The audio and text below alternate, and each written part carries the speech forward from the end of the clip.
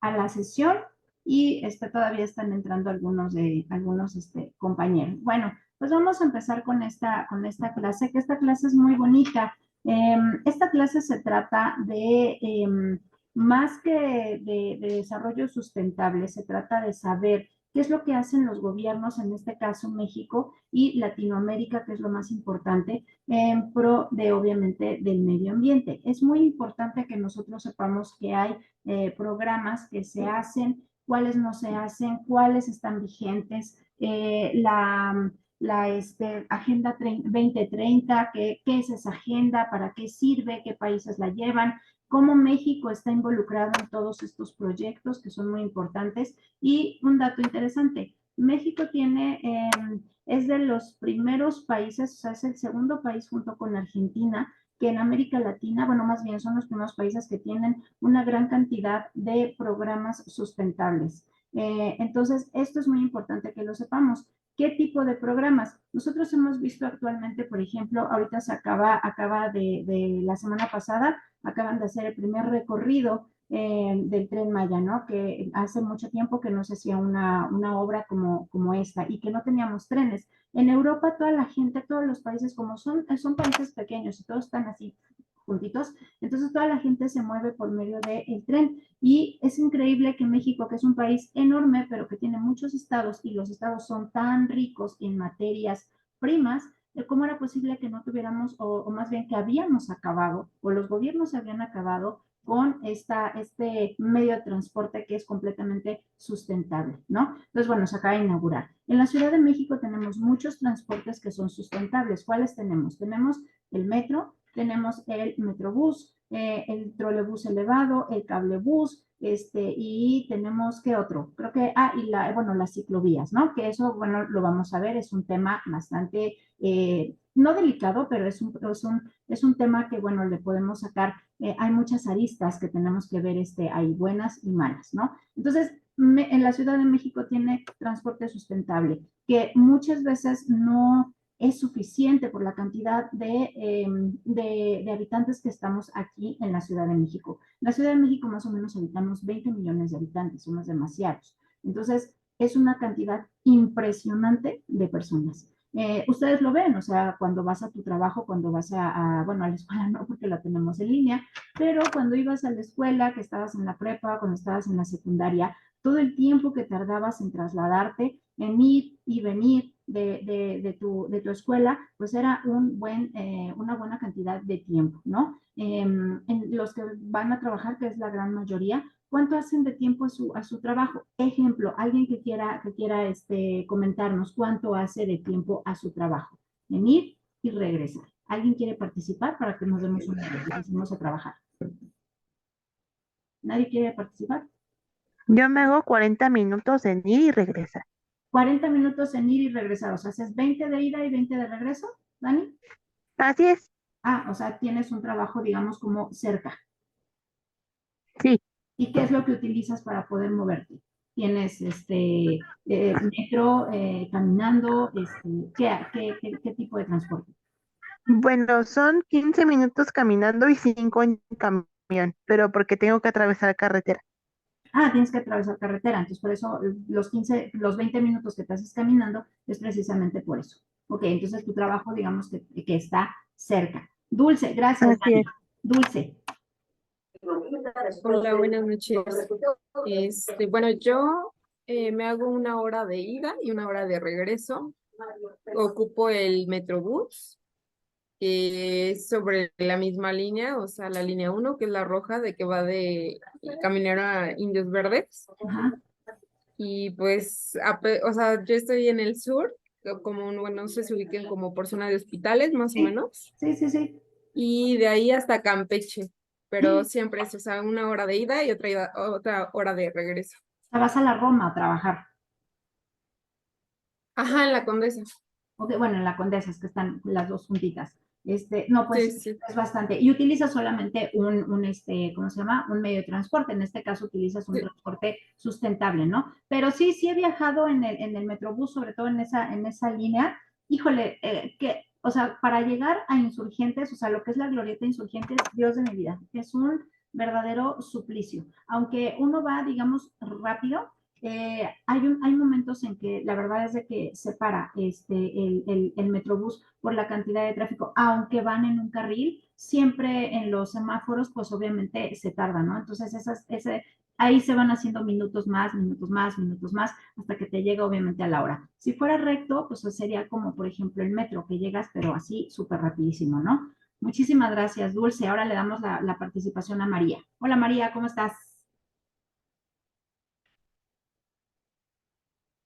Ay, Muy bien, buenas noches a todos. En mi caso, yo estoy trabajando desde casa, pero también quería comentarles, en el último trabajo que estuve,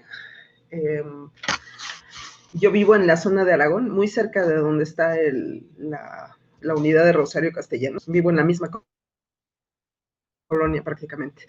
Y yo trabajaba en Vallejo exactamente, iba a la planta de Sabritas. Para mí el trayecto era de alrededor de 50 minutos, pero lo que yo quería comentar para ponerlo aquí en la conversación es, tenía yo compañeros, que eran los compañeros que eran los obreros, y ellos venían desde Teotihuacán, o sea, venían de Teotihuacán a la industria Vallejo a trabajar entre 2 horas y media o 3 horas, dependiendo del estado del tráfico, del clima y de paros, bloqueos y lo demás, pero su trayecto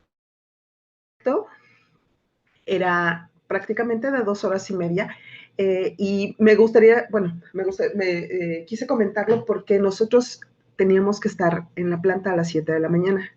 Entonces eso implicaba que mis compañeros salían entre las 4:30 de la mañana aproximadamente para poder estar a tiempo a las 7 de la mañana. Entonces, creo que esa es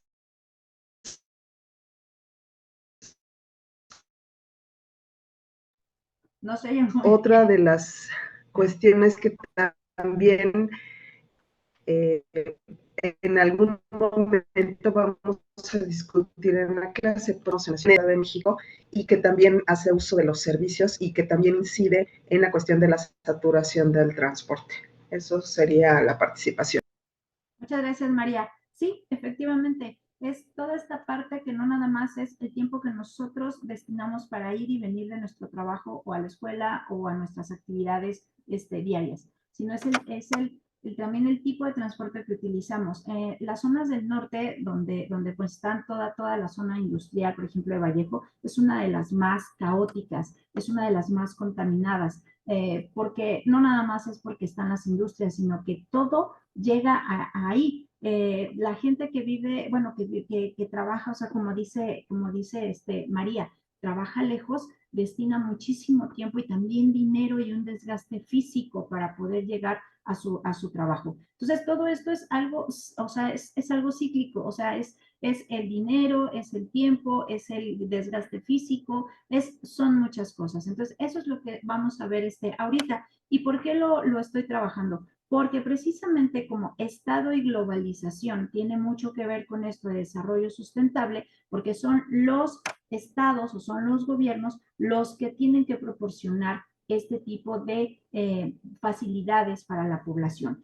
Otro se me había olvidado, otro de los, ¿cómo se llama? De lo que se va a inaugurar es el tren ligero, que le llaman así, o el trenecito que te va a llevar hasta Toluca. Estaban diciendo que de Santa Fe a Toluca vas a hacer más o menos como 39 minutos. Y qué padre, porque mucha gente que trabaja de Toluca, o sea, que trabaja en Santa Fe, pero vive en Toluca, o que trabaja ¿cómo se llama?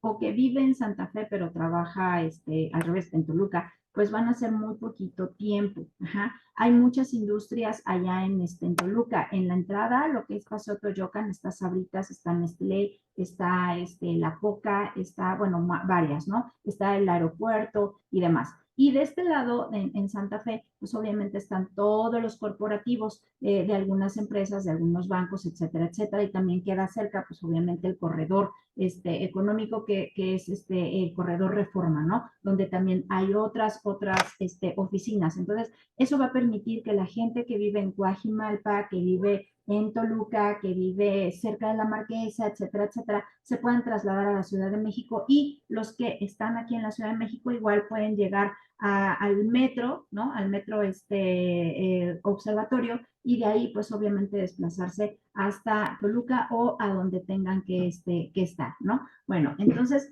esto es bastante importante, ¿no? Es precisamente lo que hacen los gobiernos. Bueno, voy a pasar a la presentación para que sea un poquito más sencillo. Ustedes me dicen cuando la pueda yo, bueno, cuando ya se vea, que la tengo que buscar aquí porque no la puse. Bueno, es más, déjenme, voy a cerrar aquí, permítanme un segundo. Voy a minimizar tantito para poder, no, espérenme. Aquí. Déjenme buscar.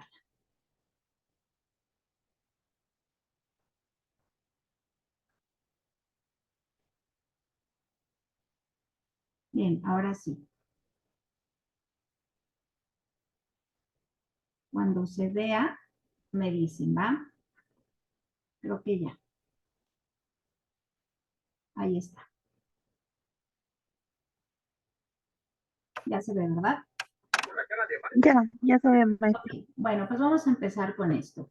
Tenemos un objetivo principal que es comprender el cambio climático como consecuencia de las actividades humanas y adquirir los conocimientos básicos sobre el desarrollo sustentable, la contextualización de los problemas urbanos que afectan la calidad de vida, que es lo que estábamos hablando, de los habitantes, así como los proyectos que buscan la participación de organismos e instituciones gubernamentales, privadas, de la sociedad civil y la academia, con la intención de mejorar la calidad de las regiones del mundo menos desarrolladas. En este caso, pues nosotros somos, ya no se nos puede llamar países, se le llama ¿cómo se llama?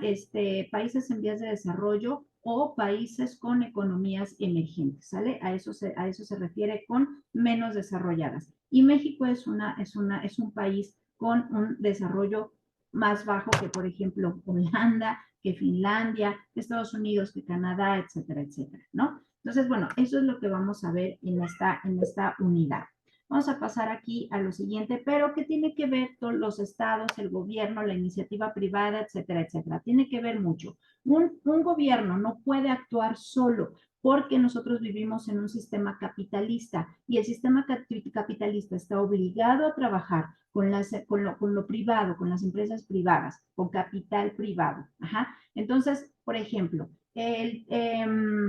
estaba escuchando, y eso sí se me hizo como que un buen punto en un noticiero, que decían que cuánto iba a costar el viaje para los mexicanos en el Tren Maya. Entonces se va a cobrar por kilómetro, pero haciendo una traducción en los kilómetros, ibas a viajar lo más caro que podías viajar, o sea, era una tarifa más o menos como de 1,000 pesos. Al principio dices, híjole, 1,000 pesos está caro, pero si tú te subes a un camión y quieres viajar de Cancún hacia Chetumal, o sea, hacia la parte de abajo, te cuesta el camión más o menos como 800 pesos. Y es pues incómodo. Si ustedes ya vieron las imágenes del Tren Maya, es una cosa espectacular y obviamente va a haber de primera clase, ¿no? Pero el que presentaron era en donde vas sentado tranquilamente y demás. Y obviamente la vía pues es rápida, no es que vas a hacer 3 horas, no. Un viaje en el camión más o menos te lleva unas 5 horas más o menos, y porque luego va parando en algunos sitios, ¿no? 5 o 6 horas más o menos. Entonces el tren pues va a ir más rápido. ¿Y cuánto iba a costar? Bueno, pues iba a costar eso, 1,000 pesos, 1,200. Y a los extranjeros, obvio, iba a costar más. Entonces, en el noticiero decían que cuánto iba a ser la ganancia real del transporte, o sea, qué era lo que iba a ganar el Tren Maya. Entonces decían, pues que no, que realmente no iba a haber como mucha ganancia. Ahí sí me parece un poco, no peligroso, no lo quiero poner de esa manera ni tan drástico, pero sí debe de haber una ganancia porque finalmente el tren se tiene que limpiar, tiene que haber abastecimiento ¿cómo se llama? De alimentos, tiene que estar siempre limpio, y todo eso, obviamente el mantenimiento cuesta. Entonces, esa ganancia que a nosotros nos va a costar, o sea, es un precio justo, digamos, no va a tener mucha ganancia el tren, sin embargo, debería de haber una ganancia. Pero tal vez la ganancia la van a adquirir con los extranjeros que lleguen a México a viajar en el sureste, ¿no? Si ustedes, por ejemplo, preguntan cuánto cuesta viajar en el tren que está allá en el norte, en Chihuahua, es carísimo. Un viaje más o menos para unas 4 personas te sale alrededor de 30,000 pesos, más o menos, o sea, es bastante caro, ¿no? Y tienes todos los lujos en este tren. Debe de ser muy bonito, yo no lo conozco porque vas por las barrancas de cobre, etcétera, etcétera, y vas parando en algunos lugares, todo. Pero sí hay una ganancia ahí y es muy caro, o sea, poca gente es la que puede acceder a ese tren. Y entonces el gobierno era lo que no quería, o sea, que fuera para unos pocos, sino que fuera para muchas personas y que pudieran viajar. Y las personas que viven ahí en los municipios cercanos, o sea, que van a tener o sea, la cercanía de me subo al tren y voy al municipio donde vive mi abuela, donde vive mi mamá, donde X, bueno, pues te va a costar poquito, ellos les van a cobrar muy poquito, porque es gente que realmente lo necesita, que no tienen auto, que les cuesta mucho trabajo ir en transporte, tienen que ir a la cabecera municipal, de ahí trasladarse, hacen mucho. Entonces, si ya tienen este transporte, pues para ellos sí va a ser obviamente bastante benéfico. Pero la iniciativa privada entra también aquí, ¿sale? El Metrobús, por ejemplo, de aquí se hizo con iniciativa privada, eso es una idea que trajeron de Colombia, el Metrobús. El trolebús elevado también lo tienen bueno, el cablebús lo tienen en Perú ya desde hace muchísimos años, también es una idea que llegó. Y ese es uno de los puntos importantes que a ustedes les va a tocar como internacionalista, estar ya pensando esas ideas de transformación dentro de la Ciudad de México, los transportes que nos pueden servir y que son útiles o cómo los podemos añadir otros o podemos adaptar otros de otros países. Por eso ahí les decía lo de la ciclovía, pero eso vamos a meterlo en otro tema, ¿va? Va a la siguiente. Bueno, ¿cuáles son? Para esto, en los gobiernos, pues existen diferentes teorías económicas y políticas. Entonces, bueno, aquí vamos a hablar acerca de las principales teorías sobre el desarrollo económico y social de un país.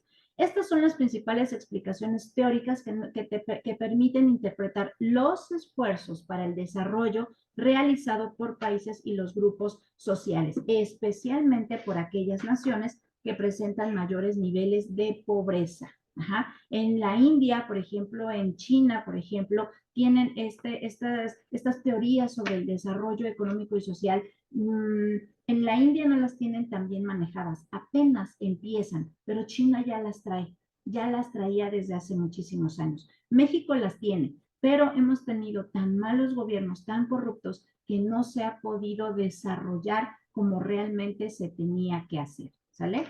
La teoría de la modernización es una de ellas, la con la que vamos a trabajar. Esta teoría establece que las sociedades modernas son más productivas, los niños están mejor educados y los necesitados reciben más beneficios. Las sociedades modernas tienen un aspecto particular de la diferenciación estructural particular, es decir, una definición clara de funciones y papeles políticos de las instituciones. Ejemplo, y aquí estamos hablando de educación. Un país como por ejemplo Finlandia tiene escuelas como aquí en todas las colonias, pero si tú quieres, y la gran mayoría de las escuelas son públicas, muy pocos son privadas, y vamos a hablar de estas públicas. La pública tiene absolutamente todo para que tú no te desplaces como vecina de otro lugar, que no te desplaces a otra colonia para tener lo que todos los demás quisieran tener.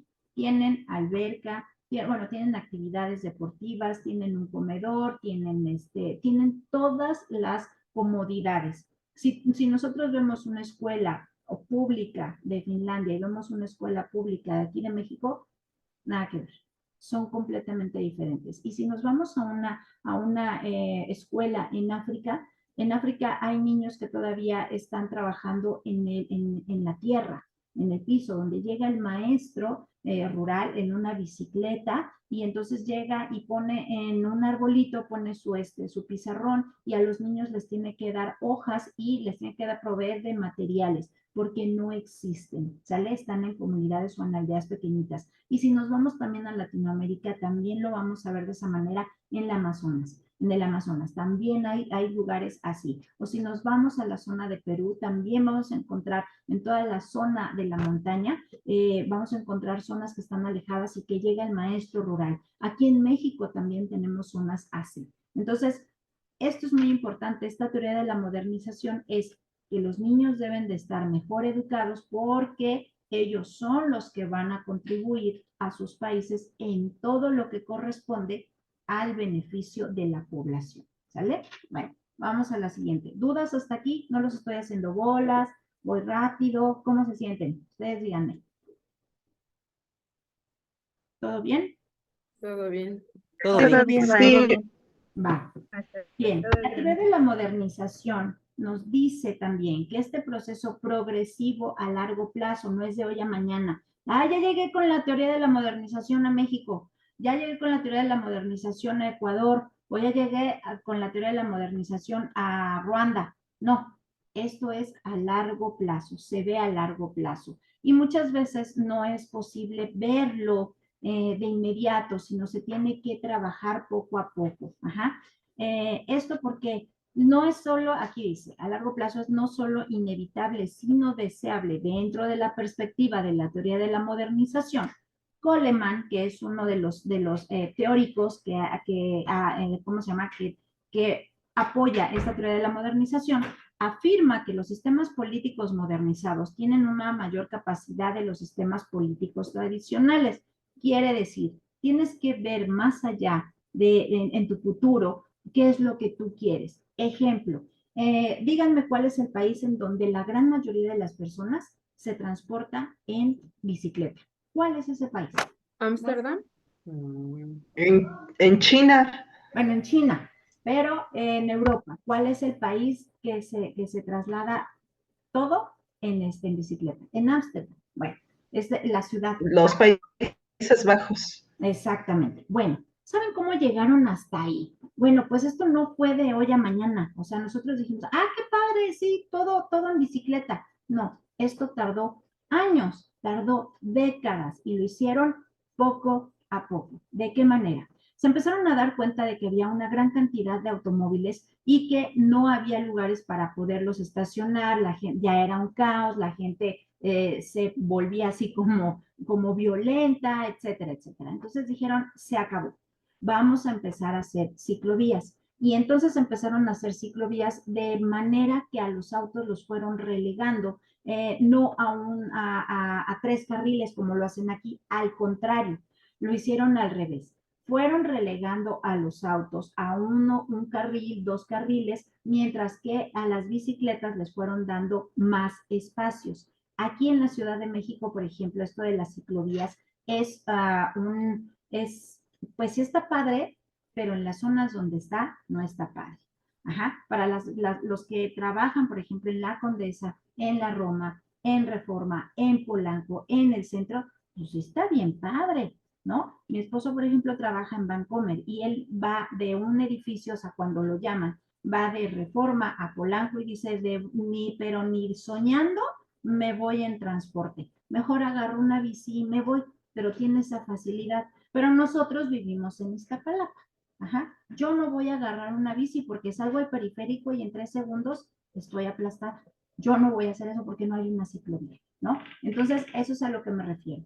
En ese país o en esa ciudad, lo que hicieron fue darle más espacio a las bicis y fueron relegando a los autos, de manera que hubo un momento o unos años en el que los autos empezaron a desaparecer y empezaron a aparecer más bicicletas. Los niños se transportan en sus bicis, van las mamás, ustedes vean las imágenes, van las mamás con sus niños a la escuela y van en bicis. Y ahora obviamente tienen un problema porque ya hay tanta cantidad de bicis que ya se hace un tráfico de bicicletas, ¿no? Entonces tienes que salir con anticipación y hasta los políticos se trasladan en bicicleta. Ajá. Bueno, eso es lo importante para ustedes. ¿Cómo podemos adaptar esas ideas aquí en México. Si yo lo quiero hacer aquí en la delegación Iztapalapa, no voy a empezar por Ermita y Periférico.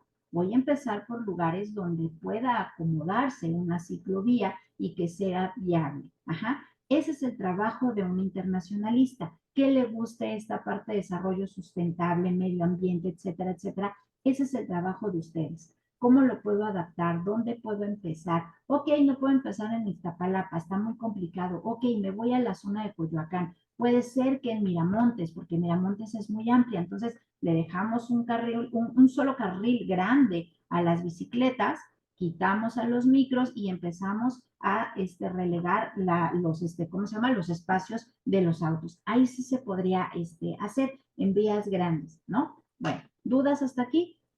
Nada. Ok, me faltan 10 minutos y se me acaba. Nos conectamos nuevamente. No. ¿Vale?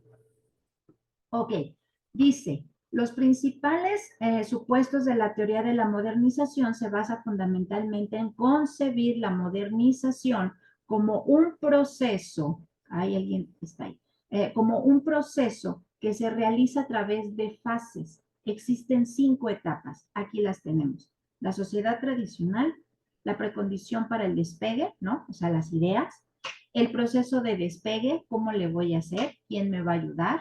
El camino hacia la madurez en donde, ok, hay una empresa que me va a ayudar, ¿sale?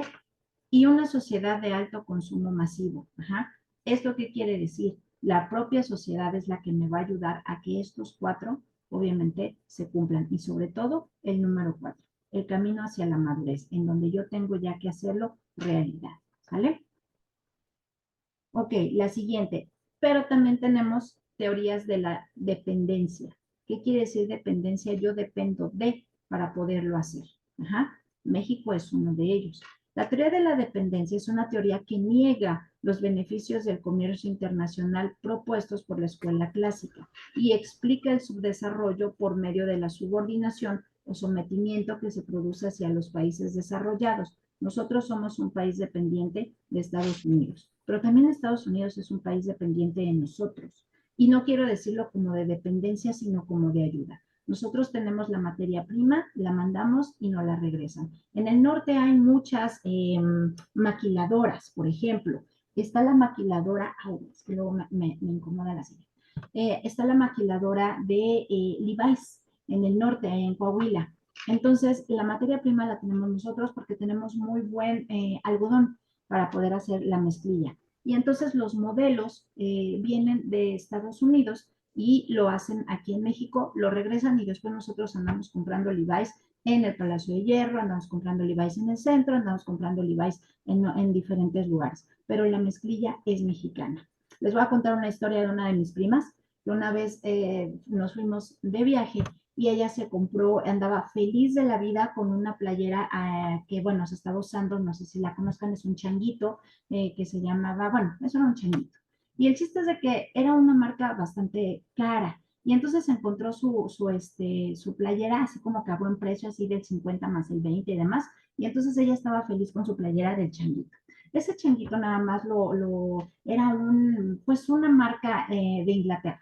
Y entonces ella feliz de la vida. Y entonces el día que le tocó lavarla, hasta me dijo, ay no, lávamela tú porque a mí hasta miedo me da. Y entonces me tocó lavarla y le dije, ok, te la lavo. Y entonces agarré el jabón y yo se la lavé. Y entonces me di cuenta que su playera decía Made in Guatemala.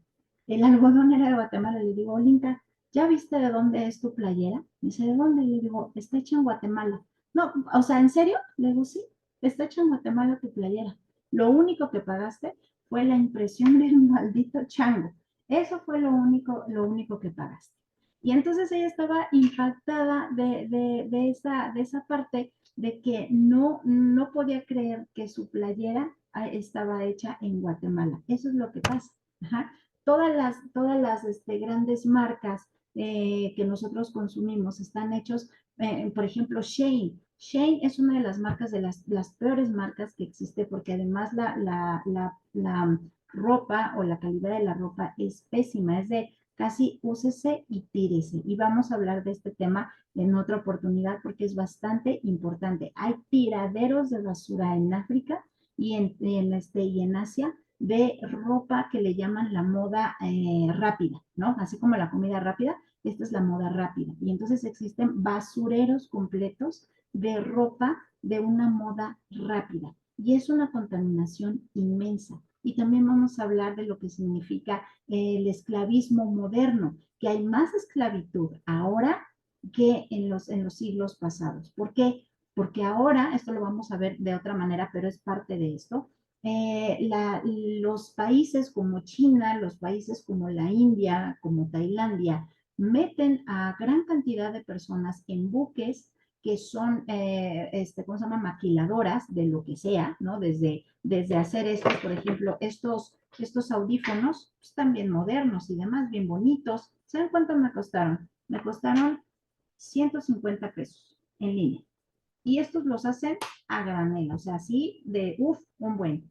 Y entonces, a mí no me gusta comprar todo este tipo de cosas porque siento muy feo porque trabajan los niños, las condiciones en las que trabajan los hombres y las mujeres son pésimas y se los llevan así en buques. Y entonces se las llevan a aguas internacionales, en donde nadie les puede decir absolutamente nada. Y eso significa esclavismo, porque las condiciones de trabajo son pésimas. No tienen, obviamente, una seguridad social. Los salarios son bajísimos, son pésimos. La gente vive y duerme ahí. Si se enferman, pues los sacan casi a patadas, así de vete a morir a otro lado. Son terribles. Y eso es lo que hace también Shane. Ajá. Entonces vamos a hablar de eso después. Pero esto es parte de esta parte de la teoría de la dependencia. Bueno, esta categoría se originó en la CEPAL, que es la Comisión Económica para América Latina y el Caribe, durante los años entre el 50 y 60 del siglo pasado, especialmente con Rolf Prebisch, economista argentino que fue secretario ejecutivo de la CEPAL. Lo que se buscaba era, esto es importante, encontrar una explicación del por qué se estaba produciendo el subdesarrollo en los países latinoamericanos. Bueno, por todo esto que les estoy comentando. Ajá. Tenemos una dependencia, pero siempre hay un país más fuerte que nosotros en economía. Y en este caso, para nosotros, los mexicanos, es Estados Unidos. Si tú vas a esas maquiladoras allá en el norte, yo viví mucho tiempo en el norte y una ocasión fui a esas maquiladoras, fui con mis papás y con un tío que ya vivía allá.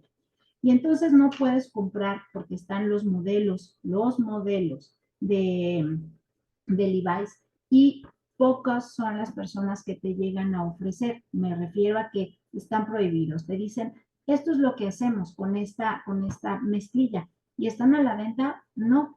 A veces te dicen, sí, sobraron como 3 modelos, pero tenemos estas tallas y si le queda alguna, pues sí. Pero ya no tiene el herraje, o sea, es el modelo, pero no tiene el herraje, los herrajes que tiene que dicen Levi's, no tiene obviamente la marca que tienen atrás, los pantalones que dice Levi's, o sea, eso no lo tiene. Puede tener el modelo, pero los herrajes no son de Levi's. Ajá. Entonces, y obviamente te los venden más baratos, ¿no? Y la mezclilla es exactamente la misma mezclilla. Eso pasa, por ejemplo, con la marca Kipling también. Kipling tiene hacen donde en China, creo, los hacen así por granel. Y tú ves una de las que hacen, que son, digamos, que le llaman el clon espejo, y ves una Kipling original, no le ves absolutamente nada de diferente. Tal vez la tela por dentro, o sea, el forro puede ser un poquito más delgado, puede tener alguna falla, etcétera, pero es la misma, exactamente. Y una Kipling te cuesta carísima en una plaza y esas de clon espejo te van a costar más baratas, pero la hechura y todo el material es exactamente el mismo. Se me va a cortar ahorita en un minuto, nos volvemos a conectar, ¿les parece bien? Sí, un ratito más, por si se me acaba. Bueno, ya nada más me faltan 3 y la actividad. Ajá. Bueno, seguimos. Si se me corta, nos conectamos. Seguimos con esta. Las teorías de los sistemas mundiales. Esta es más larga. Yo creo que sí va a ser necesario que ustedes, o sea, esta presentación se las voy a pasar y esta sí ustedes la van a tener que leer, ¿sale? Yo lo voy a ver nada más aquí en esta parte y les voy a decir, estas nuevas condiciones de vida, condiciones estaban relacionadas con el hecho de que los sistemas internacionales financieros